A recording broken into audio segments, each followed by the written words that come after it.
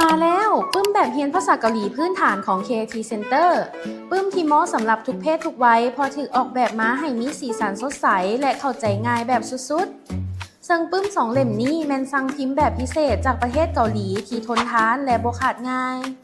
เมื่อเปิดปึ้มขึ้นมาเราก็จะเห็นคำนำที่บอกวิธีการนำไส้ปึ้ม